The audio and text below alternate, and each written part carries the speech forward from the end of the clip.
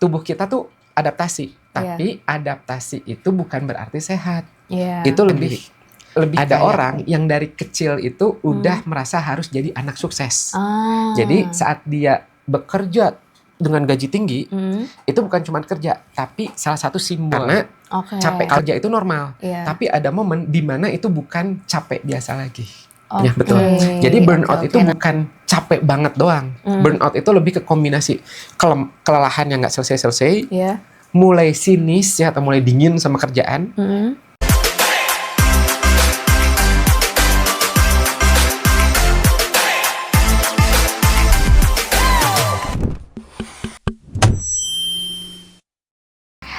Halo teman-teman semua, selamat datang lagi di Grafocast, podcast yang ngobrolin psikologi, kepribadian, relasi, karir, dan grafologi dengan santai tapi tetap banyak insight-nya.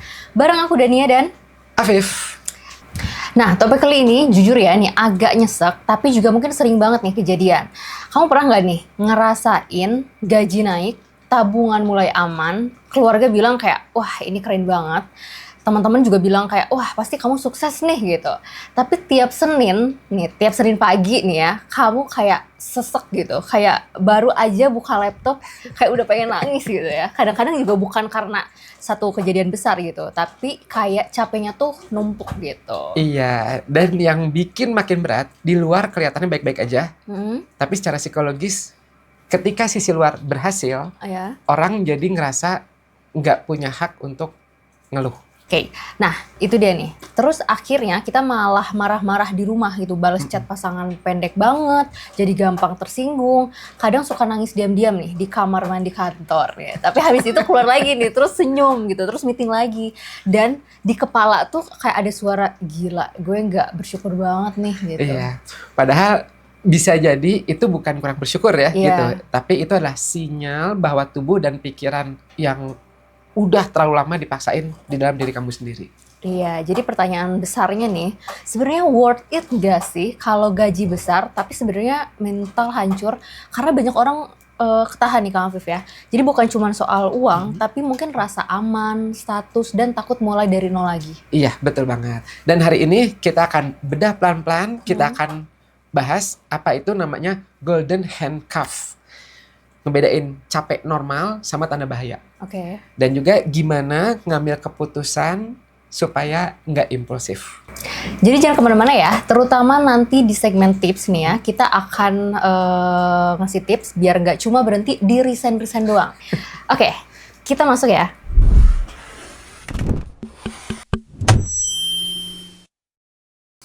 Nah, Kang Afif, aku mau mulai nih dari yang paling sering ditanyain orang. Jadi orang-orang pada nanya nih, kayak aku sadar nih kerjaan ini tuh bikin aku sakit, tapi kok aku nggak bisa cabut ya gitu. Itu tuh kenapa sih Kang Afif? Oke, jadi gini, ada istilah yang sering dipakai namanya golden handcuff. Jadi kalau kita sederhanakan, itu kondisi ketika pekerjaan kita bikin tertekan secara mental, emosi, kadang fisik, tapi kitanya susah lepas karena imbalannya besar. Entah itu gaji, fasilitas, atau posisi yang bikin kita itu ngerasa aman. Nah, jadi sebenarnya kayak borgol emasnya gitu ya Kang Afif ya? Iya, sakit betul. sih gitu, tapi wah ini mahal nih gitu, jadi susah dibuka gitu ya? Perfect. Jadi secara psikologis, otak kita itu suka sama kepastian saat kita cemas. Dan gaji itu bentuk kepastian yang paling gampang dihitung. Angka bisa masuk setiap bulan, berapa juta. Sementara kesehatan mental itu kan efeknya mungkin nggak dirasain, pelan, kadang nggak kelihatan hari ini. Makanya banyak orang tanpa sadar menukar yang kelihatan, gaji, dengan yang nggak kelihatan, mentalnya dia. Oh, I see. Ini menarik nih Kang Afif nih. Jadi sebenarnya yang bikin kita bertahan tuh sebenarnya bukan kita yang kuat, tapi mungkin otak kita tuh lagi cari pegangan gitu ya Kang Afif. Iya, betul. Lagi nyari aman di situ. Terus ada juga yang disebutnya toleransi yang naik. Nah, awalnya gini, kamu bilang, aku kuat kok lembur 2 minggu. Lalu tiba-tiba jadi sebulan. Lama-lama jadi kebiasaan. Nah, tubuh kita tuh adaptasi. Tapi adaptasi itu bukan berarti sehat. Itu lebih kayak kebas lah gitu. Ya, kayak kita tangannya gini nih. Awalnya, oh bisa kok gitu ya, nungguin sejam, semenit, 2 menit, 3 menit. Tapi lama-kelamaan itu kebas. Sebenarnya nggak sehat gitu kan. Darah tertahan gitu. Nah gitu. jadi kebas ya lumayan serem ya kamu ya. Jadi soalnya kelihatannya tuh kayak di luar tuh normal-normal aja gitu ya. Iya, betul. Nah, inilah yang disebut tadi biayanya nggak kelihatan, mulai kebayar. Kamu bayar pakai pola tidurnya jadi rusak, emosinya jadi pendek, relasinya jadi makin dingin, tubuh jadi gampang ngedrop. Tapi karena nggak ada satu tagihan yang datang langsung, kamu nganggep itu wajar, gitu. Padahal itu cicilan. Nah, kurang lebih kayak gitu. Mental. Jadi sebenarnya kayak cicilan mental gitu ya kamu ya. Jadi kayak nanti juga kebayar gitu. Tapi sebenarnya bunganya tuh jalan terus gitu. Persis gitu. Dan biasanya muncul kalimat pembenaran. Nih kalau ada yang ngerasain ya, nanti ada yang bilang, nanti juga kebiasa kok. Nah. Gitu. Yang penting tabungan misalnya gitu. Di luar juga sama, orang-orang gitu juga. Nah itu sebenarnya bukan karena gitu, bukan karena kitanya bodoh, bukan karena kamu bodoh gitu. Tapi itu adalah karena salah satu bentuk mekanisme bertahan kita, psikologis. Bukan karena kalau kita jujur ngakuin, wah ini nggak sehat, konsekuensinya besar. Bisa jadi kamu harus mikir ulang hidupmu, jadi struktur ulang. Gitu. Iya betul-betul. Jadi kadang yang bikin kita nggak berani ngaku itu tuh sebenarnya takut jadi ribet ke depannya gitu ya kamu ya. Iya benar. Jadi udah jalanin aja deh gitu. Iya. Nah terus udah gitu ada juga yang ketiga, yaitu faktor pemicu lain, ya jebakan lain, yaitu namanya adalah lifestyle. Nah ini hati-hati nih ya. Begitu gajinya naik, standar hidup ikut naik. Mulai nyicil kendaraan, ganti handphone, upgrade tempat tinggal, makan jadi lebih sering yang enak, mahal gitu, tanggungan keluarga. Jadi ketika kamu mau keluar, yang kamu lihat tuh bukan aku capek, tapi gimana nanti aku harus bayar ini semua ya. Nah, kejebak deh itu. Ini sering banget nih kejadiannya ya Kang Fe. Jadi awalnya tuh niat cuma coba kerja keras gitu, kayaknya setahun gitu. Tiba-tiba 3 tahun dan gak sadar kayak gitu. Nah terus begitu mau berhenti, rasanya tuh kayak, udahlah udah terlanjur gitu. Iya benar. Dan juga, ada yang ngerasain nggak? Kadang suka ada faktor pembuktian diri. Ada orang yang dari kecil itu udah merasa harus jadi anak sukses. Jadi saat dia bekerja dengan gaji tinggi, itu bukan cuma kerja, tapi salah satu simbol. Kalau dia keluar, dia bisa jadi merasa gagal. Nah, banyak tuh gitu. Padahal sebenarnya bisa jadi kan dia cuma ingin lebih sehat aja. Iya gitu. benar-benar. Jadi sebenarnya berarti tuh bukan cuma ninggalin kantornya ya Kang ya, tapi kayak ninggalin identitas yang mungkin kebentuk di kepalanya masing-masing gitu ya. Iya betul. Dan kalau dari sisi psikologis, itu mirip kayak misalnya kamu punya mobil yang dikasih bensin oktan tinggi. Mobilnya bisa ngebut, kelihatannya keren, jalannya cepat. Tapi kalau mesinnya overheat, radiatornya jebol. Lama-lama kamu berhenti di pinggir jalan. Orang lain ngeliatnya cuman, wah mobilnya bagus. Tapi kamu yang rasain panasnya di dalam. Nah itu kebayang banget ya Kang Fev ya. Dan kadang kita ngebut terus juga karena takut kalau berhenti orang-orang kayak, kok kamu gitu sih gitu ya, kecewa gitu ya. Betul gitu. Padahal berhenti itu bukan selalu kalah. Ya, berhenti itu istirahat, berhenti, jeda itu ya salah satu bentuk perawatan diri mental kan gitu. Nah di sini aku punya mini cek ya untuk perawatan diri. Ya sederhana gitu yang bisa teman-teman coba. Nanti teman-teman bisa coba tanya ke diri sendiri. Kamu bertahan karena ada nilai atau karena takut? Nah, itu coba. Sorry Kang Alvin, bedanya gimana nih Kang Alvin? Soalnya takutnya teman-teman biar kebayang gitu Kang. Iya, jadi gini, kalau kamu bertahan karena nilai, biasanya kamu masih bisa nyebut alasan yang hidup. Kayak misalnya, aku belajar hal baru, aku ngerasa berkembang, aku punya mentor yang baik, aku suka impact pekerjaanku, aku banget gitu. Walaupun capek, kamu masih bisa ngerasa ada maknanya. Tapi kalau karena takut, bahasamu biasanya soal takut kehilangan gaji turun, takut dipandang gagal, takut nggak dapat kerjaan lagi, takut mulai dari nol. Nah itu. Ya coba kamu yang mana? Oke, nah ini menarik nih. Jadi sebenarnya bukan cuma capek atau enggak capek gitu ya Kang Fia, tapi sebenarnya motivasinya tuh dari mana gitu ya Kang? Iya betul. Dan yang tricky itu kamu bisa tuh punya dua-duanya. Jadi mungkin kamu suka bidangnya, tapi sistem kerjanya ternyata rusak. Kamu suka timnya, wah seru, rame, tapi role-nya terlalu berat. Jadi kita sebenarnya nggak bisa terlalu hitam putih gitu. Oh, oke. Mungkin kalau aku ringkas sedikit gini ya. Sebenarnya golden handcuff itu bukan cuma soal uang, tapi juga rasa aman, lifestyle, identitas, dan mungkin ketakutan ya. Dan biaya mentalnya tuh sering gak kelihatan. Jadi kita kayak ngerasa kayak, ya udah sih sebenarnya ini normal-normal aja gitu ya. Iya, betul. Dan setelah paham kenapa kita kejebak, pertanyaan berikutnya lebih penting ya untuk Anda yang ngerasain, ya teman-teman ngerasain. Kapan ini sudah menjadi bahaya? Karena capek kerja itu normal, tapi ada momen di mana itu bukan capek biasa lagi. Oke. Nah, sebenarnya habis ini kita akan bahas nih tanda-tandanya apa aja, biar teman-teman juga nggak nunggu nih kejadian besar terus baru sadar gitu ya, Kang? Iya, betul. Jadi nggak meledak dulu baru sadar ya. Iya. Oke, tetap di Grabcast.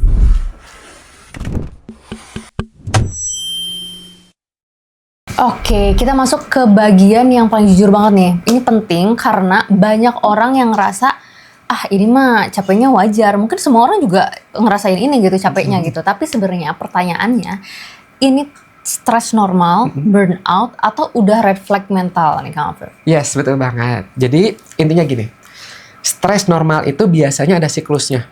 Ada tegang, ada dorongan, abis itu ada pulih. Misalnya, minggu ini lagi ada deadline. Kamu push, selesai. Terus weekend, kamu bisa napas lagi, tenang. Bedanya sama stres kronis, kronis itu kayak keran yang kebuka terus. Nggak ada jeda pulihnya. Jadi tubuh dan pikiran itu jalan terus di mode bertahan. Terus siap di situ. Oh iya. Ini mungkin sering bingung gitu ya kadang-kadang Kang. Jadi kayak weekend juga ada, tapi kok tetap nggak ngerasa istirahat gitu ya? Iya, nah itu salah satu tandanya, betul. Jadi burnout itu bukan capek banget doang. Burnout itu lebih ke kombinasi kelelahan yang nggak selesai-selesai, mulai sinis ya atau mulai dingin sama kerjaan, dan ngerasa gue udah ngapain juga kok kayak gak ada artinya ya, gitu. Jadi bukan cuma tenaga yang habis, tapi makna juga ikut habis.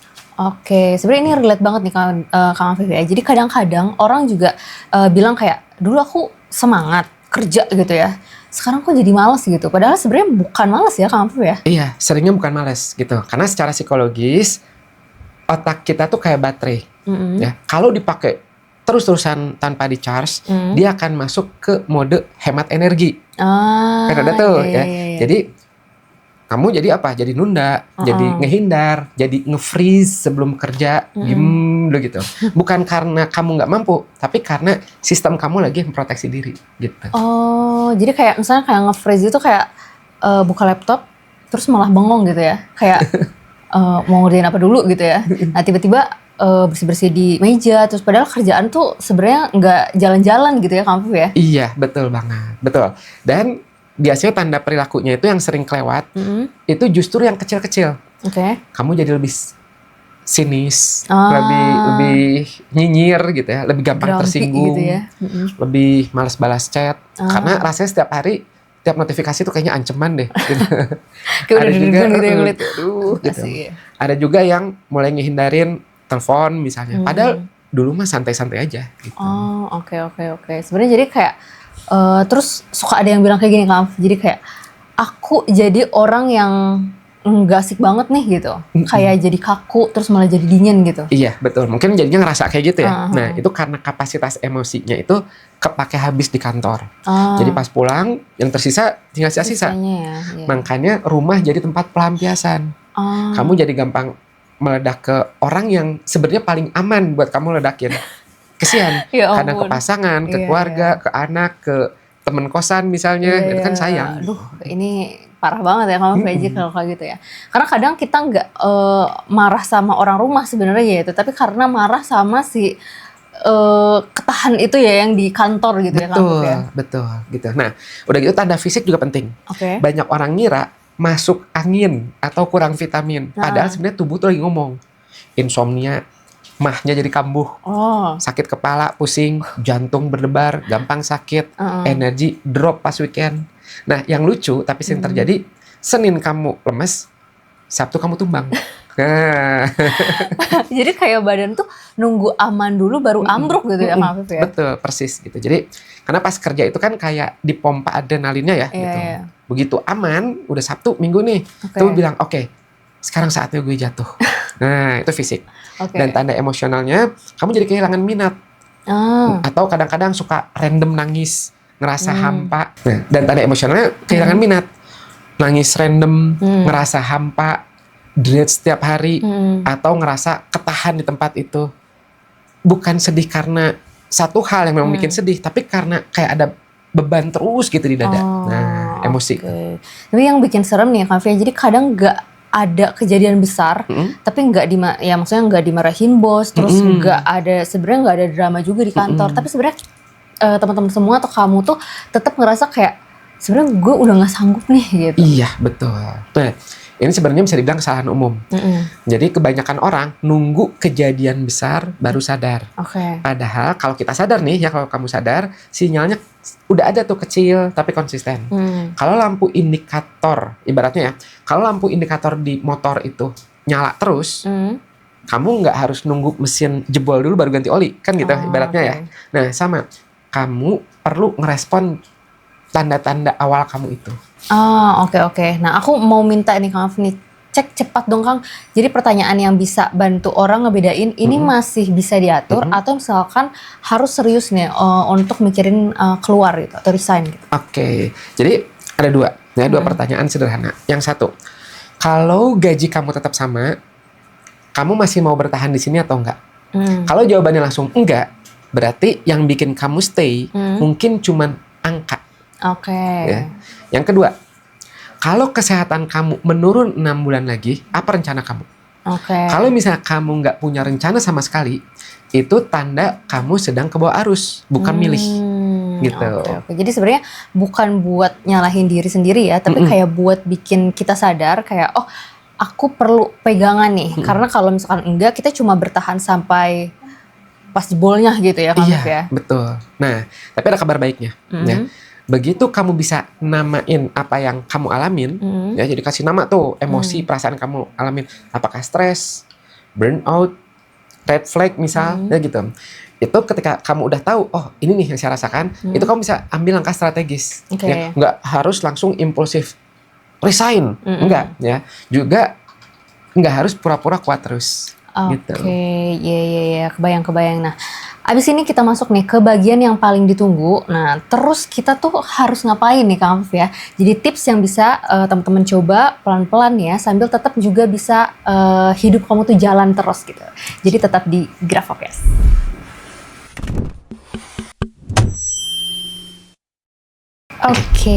Nah Kang Afif nih, sekarang kita masuk ke bagian terus kita tuh harus ngapain nih? Karena biasanya orang sadar capek sebenarnya, udah sadar nggak sehat, tapi tetap bingung gitu antara takut resign, takut dicap lemah, tapi juga takut kalau misalkan lanjut tuh malah makin mentalnya tuh hancur gitu kan. Ya. Dan di sini aku mau validasi dulu ya. Ketika kamu ngerasa bimbang itu wajar. Ini bukan soal kamu lemah. Ini soal kamu lagi ngehitung trade off. Dan kamu ingin ngitungnya dengan sadar, bukan dengan panik. Jadi langkah pertama itu bukan langsung mutusin, tapi bikin kepala kamu itu lebih jernih dulu. Jadi itu langkah yang pertama tuh. Ini menarik nih Kang Afif. Jadi sebenarnya bukan langsung cabut gitu, tapi kita bikin jelas dulu ya. Iya, betul gitu. Itu yang pertama. Nah kalau udah, ya baru kita masuk nih. Tips pertama, coba bikin audit energi 7 hari. Nah ini sederhana banget ya. Jadi selama seminggu coba kamu catat 2 hal. Apa yang nguras energi kamu dan apa yang ngecharge energi kamu. Bukan cuman kerjaan besar ya, tapi detail gitu. Misal meeting tertentu, set tertentu dari orang tertentu, misalnya tugas yang nggak jelas deadline-nya, atau justru 1 jam fokus tanpa diganggu, itu bikin kamu agak lega. Catat secara detail di situ. Jadi sebenarnya kita kayak ngelacak yang bikin kita drop tuh apa sih gitu ya. Soalnya kadang yang bikin kita stres tuh kan bukan kerjaannya doang, tapi sebenarnya cara kerjanya ya Afif ya. Iya betul. Nah nanti kalau sudah ya bikin 7 hari itu, dari situ kamu bisa ngeliat pola pemicu paling besar itu apa. Dan biasanya orang kaget karena ternyata yang paling menguras energi mental itu bukan jam kerja, tapi ketidakjelasan. Tugas yang berubah-ubah, ekspektasi yang bergeser, atau harus siap standby 24 jam. Itu ternyata biasanya ya. Iya, kebayang. Ada tips kedua lagi nggak Kang Afif? Ada. Tips kedua, coba kamu bikin atau pasang batasan kecil yang kelihatan. Batas itu bukan drama ya, tapi kayak pagar. Contoh misalnya, jam berhenti kerja yang kamu patuhi 3 hari dulu. Ya, bukan langsung sempurna. Misalnya Senin, Selasa, Rabu gitu ya. Atau aturan notifikasi setelah jam tertentu notifikasi di mute. Atau jeda 10 menit sebelum ngerespon chat kantor. Tunggu dulu supaya kitanya nggak impuls lah gitu ya. Jadi mode sehat lah gitu, kurang lebih gitu. Oke. Sebenarnya ini kepake banget nih sih Kak Viv ya, karena kadang kita nggak capek sama kerjaannya, tapi karena capek siap siaganya gitu ya Kak Viv ya. Harus standby terus. Iya betul. Gitu. Karena secara psikologis itu otak itu capek kalau ngerasa ada bahaya kecil. Kalau selalu ada bahaya gitu, jadi harus standby terus. Nah, notifikasi itu kayak ketukan pintu terus menerus. Dan kita perlu ngasih sinyal ke tubuh kita, sekarang aman. Oke, kebayang nih. Oke, kalau tips ketiga ini Kak, yang sering orang takutin kayak ngobrol sama atasan, banyak yang trauma karena takut dibilang kayak, kamu mah nggak kuat nih gitu. Nah, ini penting ya. Jadi saya mau bilang ke atasan, Pak, saya nggak kuat. Nah, itu mah jadinya nanti terkesannya kayak curhat. Iya. Tapi coba menyampaikan secara strategis. Contohnya gini, bawa contoh konkret. Misal, minggu lalu kamu misalnya pegang 3 proyek. Yang 2 mendadak, yang 1 overtime. Nah, lalu kamu ajukan opsi prioritas. Pak, mana yang harus jadi nomor 1? Mana yang masih bisa ditunda? Nah, minta definisi sukses yang jelas itu apa? Kadang burnout itu datang karena kita kerja keras, tapi sebenarnya bingung yang dinilai itu apa. Oh iya benar-benar. Sebenarnya kayak bukan kayak Pak Bu aku capek kayak gitu, jadi kayak langsung ngomong kayak gitu, tapi sebenarnya ini daftar kerjaanku nih gitu ya, ini yang realistis, kita pilih yang mana gitu ya. Iya betul banget gitu. Dan kalau respon atasan kamu itu sehat, biasanya dia akan ngebantu untuk merapikan ekspektasi. Iya. Kalau responnya justru meremehkan atau menyalahkan, kamu dapat data penting.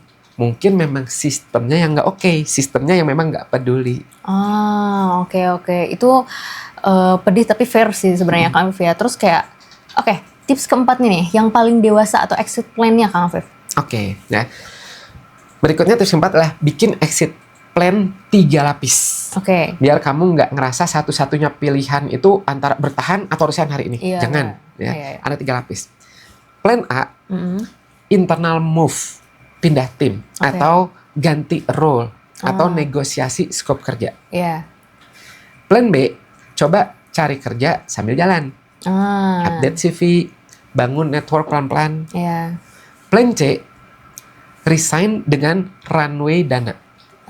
Iya bener nih, runway yang ini yang suka bikin orang bingung nih Kang. Hitungnya gimana sih kalau misalkan yang realistisnya gitu? Iya, jadi cara hitung versi amannya ya, itu adalah biaya hidup minimal per bulan berapa. Misalnya per bulan berapa, misalnya 4 juta misal ya, kali 6 gitu ya untuk 6 bulan. Tapi beneran minimal ya, minimal berarti nggak 4 bulan ya, misalnya untuk kosan 1 juta nih misal, untuk makan berapa, misalnya 2 juta ya, berarti kali 6 minimal aja dulu. Tapi beneran minimal ya, bedain minimal sama kebutuhan sama gengsi gitu. Itu beda lagi tuh. Kadang yang berat itu bukan biaya makan, tapi gaya hidup yang ikut naik.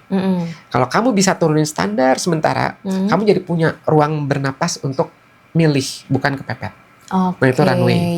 Jadi sebetulnya yang kita cari itu sebenarnya ruang untuk berpikirnya gitu ya. Jadi bukan lari ya. Iya betul. Dan latihan mental yang penting.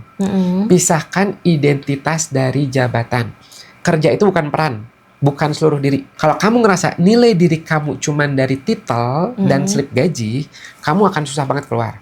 Tapi kalau kamu bisa bilang, aku lebih besar dari pekerjaanku, maka keputusan jadi lebih sehat. Iya. Oke, ini kebayang banget nih Kang Viv ya. Jadi yang terakhir nih, solusi out of the box nih Kang, yang bikin orang kayak, oh iya juga ya gitu. Ada nggak? Ini mungkin bisa jadi pilihan ya. Ini agak unik nih. Coba ambil cuti untuk simulasi resign. Cuti 3-7 hari. Tapi dengan aturan. Nggak nyicil kerja, nggak buka email, nggak sekalian ngerapihin deh, nggak gitu. Tujuannya buat ngecek tubuh kamu pulih nggak. Kalau setelah 2 hari kamu mulai bisa tidur, nyenyak, mood balik, berarti masalahnya memang bukan beban kerja, kayak gitu. Tapi kalau kamu cuti, tapi tetap cemas, takut, berarti ada hal yang lebih dalam. Bisa perfeksionis, bisa takut gagal, atau takut kehilangan kontrol. Nah, dari situ, kamu jadi bisa lebih tahu apa nih sebenarnya yang harus diberesin. Oh, ini bener nih Kang Fia. Jadi kayak itu kayak tas kecil, jadi bukan buat kabur tapi buat ngukur nih seberapa parahnya dan apa sumbernya gitu ya. Betul. Dan dari situ juga kamu bisa ngambil keputusan lebih tenang. Ya lebih tenang gitu, nggak yang panik, yang apa, cobain aja dulu kayak gitu. Teman-teman semua nih tadi menarik banget nih tips-tipsnya ya, bisa diaplikasiin juga nih buat teman-teman untuk mengukur sebenarnya sumber masalahnya itu dari mana kayak gitu. Nah, aku punya fun fact menarik nih Kang Afif ya. Jadi sebenarnya waktu kita stres kronis itu, otak kita tuh makin suka kepastian yang instan. Kayak misalkan nih, kayak gaji bulanan. Tapi kemampuan mikir jangka panjang itu justru turun. Jadi makin tertekan, makin susah bikin rencana keluar yang cukup rapih gitu ya. Nah, ini sering banget dibahas di psikologi stres dan decision making. Intinya, saat kita survival mode, itu tuh kita pengennya tuh cepat aman dulu gitu. Wah, iya, ini menarik banget nih. Makanya idealnya itu bikin rencana itu pas kepala masih main jernih ya, gitu. Jadi jangan nunggu hancur dulu baru nyari jalan keluar. Betul. Nah, oke, Kang Afif nih, thank you banget nih Kang Afif ya, udah sharing-sharing buat tips-tipsnya. Jujur obrolan ini kayak pelukan banget nih buat teman-teman semua yang lagi ngerasa mungkin ketahan di kerjaan karena mungkin uangnya oke, tapi sebenarnya hatinya tuh atau badannya tuh udah kayak minta please stop kayak gitu.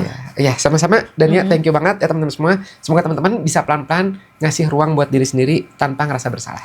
Yes, betul banget. Nah, sebenarnya ini kalau misalkan aku rangkum singkat nih ya, jadi sebenarnya kenali golden handcuff-nya dulu ya Kang Afif ya. Baca tanda-tandanya, pasang batas kecil, dan bikin exit plan bertahap. Nah, kalau misalkan teman-teman udah ngerasa susah introspeksi karena sering bias nih sama diri sendiri, mungkin kadang kita butuh alat bantu buat ngaca gitu ya Kang Afif ya. Ya betul. Dan salah satunya lewat tulisan tangan. Jadi teman-teman bisa belajar dasarnya gratis di grafologiindonesia.com /gratis. Baca analisa dari tulisan tangan. Atau kalau misalnya teman-teman ada yang mau langsung dianalisa, bisa juga ya tes grafologi di grafologiindonesia.com /tes grafologi. Nah, linknya juga ada di deskripsi ya, kita udah simpen gitu ya. Jadi nanti teman-teman bisa cek aja. Oke, teman-teman semua, jangan lupa like, share, dan ke teman-teman mungkin yang lagi burn out gitu ya Kang Afif ya. Nah, mungkin kamu tim bertahan sambil rapiin plan, atau kamu tim yang cabut kalau udah lewat batas. Komen ya.